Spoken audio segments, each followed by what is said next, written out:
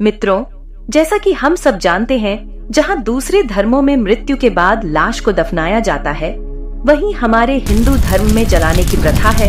लेकिन दोस्तों, क्या आप जानते हैं कि हिंदू धर्म में नवजात शिशुओं को मृत्यु के बाद जलाने के बदले दफनाया जाता है? अगर नहीं, तो हमारे साथ आज के इस वीडियो के अंत तक बने रहे, क्योंकि आज के इस वीडियो में हम आपको यही बताने जा रहे हैं, जिसका वर्णन गरुड़ पुराण में भी मिलता है। नमस्कार मित्रों, दिव्य ज्ञान मार्ग पर आपका एक बार फिर से स्वागत है। मित्रों, नवजात शिशु या फिर सन्यासियों को जलाने के बदले दफनाया क्यों जाता है, इससे पहले हम आपको यह बता दें कि कितनी उम्र के बालक बालिकाओं को हिंदू धर्म में मृत्यु के बाद दफनाने का नियम है।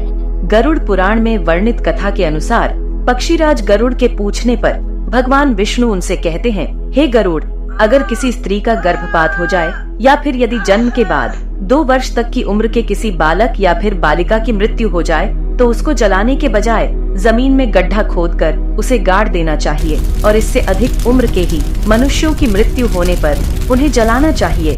गरुड़ पुराण की माने तो वास्तव में मनुष्य जब जन्म लेता है तो 2 वर्ष की उम्र तक वे दुनियादारी अर्थात मोह माया से परे होता है।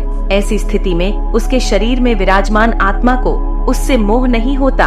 ऐसे में जब कोई 2 वर्ष से कम उम्र का मनुष्य मृत्यु को प्राप्त हो जाता है, तो वह आसानी से उस शरीर का त्याग कर देता है और पुनः उस शरीर में प्रवेश करने की कोशिश भी नहीं करता। जबकि जैसे जैसे मनुष्य बड़ा होता जाता है और मोह माया में बंधता जाता है, वैसे वैसे शरीर में मौजूद आत्मा को उस शरीर से मोह होने लगता है और मृत्यु के बाद वे शरीर में तब तक दोबारा प्रवेश करने की कोशिश करती है जब तक मृतक के शरीर को जला न दिया जाए। गरुड़ पुराण की माने तो अंतिम संस्कार अर्थात दाह संस्कार शरीर से अलगाव का एक रूप है। जब शरीर को जला दिया जाता है तो वे अग्नि द्वारा मुक्त हो जाता है। इसके बाद उस आत्मा को कोई लगाव नहीं रहता। वास्तव में अग्नि को हिंदू धर्म में एक प्रवेश द्वार माना गया है, जिसके माध्यम से मृतक को जब जलाया जाता है तभी वे आध्यात्मिक दुनिया में प्रवेश कर पाता है। परंतु बच्चे जिन्होंने ज्यादा जीवन नहीं जिया है, उनकी आत्मा को अपने शरीर से कोई लगाव नहीं होता, इसलिए उनकी मृत्यु हो जाने पर जलाने की बजाय दफनाने का विधान है। इसके अलावा गरुड़ पुराण में यह भी बताया गया है कि शिशु के अलावा संत पुरुषों और भिक्षुओं को भी मृत्यु के बाद जलाने की बजाय दफनाना चाहिए, क्योंकि ऐसा मनुष्य अपनी कठोर तपस्या और आध्यात्मिक प्रशिक्षण के बल पर अपने शरीर की सभी इंद्रियों को नियंत्रित कर लेता है और मोह माया, क्रोध, लोभ आदि पर विजय प्राप्त कर लेता है। ऐसे में शरीर में उपस्थित आत्मा को शरीर से कोई लगाव नहीं रह जाता और जब ऐसे मनुष्यों की मृत्यु होती है तो वह बिना किसी बाधा के बैकुंठ धाम चले जाते हैं और हरि के चरण में सदा के लिए स्थान पा लेते हैं। इसके अलावा भगवान विष्णु ने गरुड़ पुराण में बताया है कि जब किसी शिशु की मृत्यु हो जाए तब उसकी आत्मा की शांति के लिए क्या करना चाहिए। भगवान विष्णु के अनुसार जब किसी शिशु की मृत्यु हो जाती है तब उसके माता पिता को चाहिए कि उसके निमित्त वह दूध का दान करें या फिर जितने माह शिशु की उम्र रही होगी उतने बच्चों को अपने हाथों से दूध पिलाए, क्योंकि बच्चों की मृत्यु के बाद उनका श्राद्ध नहीं किया जाता।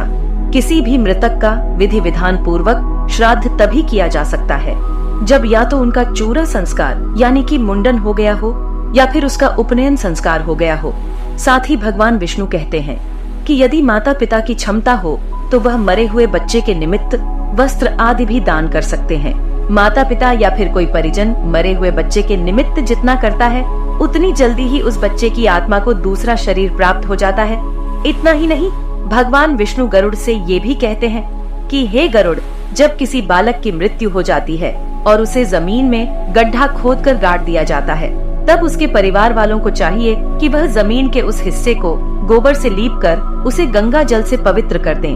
तत्पश्चात उसके ऊपर तुलसी का पौधा लगा दें, क्योंकि ऐसा माना जाता है कि जहाँ तुलसी का पौधा होता है वहाँ भगवान स्वयं निवास करते हैं और ऐसे में मृत आत्मा को जल्दी ही मुक्ति मिल जाती है।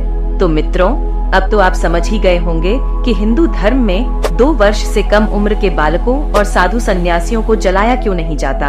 अगर समझ में आ गया हो तो इसे स्वयं तक सीमित न रखें, बल्कि अपने दोस्तों और परिवार वालों के साथ भी साझा करें। फिलहाल आज की वीडियो यहीं समाप्त होती है। ऐसी और भी आध्यात्मिक और धार्मिक वीडियो देखते रहने के लिए हमारे YouTube चैनल दिव्य ज्ञान मार्ग को अभी सब्सक्राइब कर ले। आज की इस वीडियो में इतना ही। मिलते हैं एक और नई वीडियो में। तब तक के लिए आप लोग अपना ख्याल रखिए।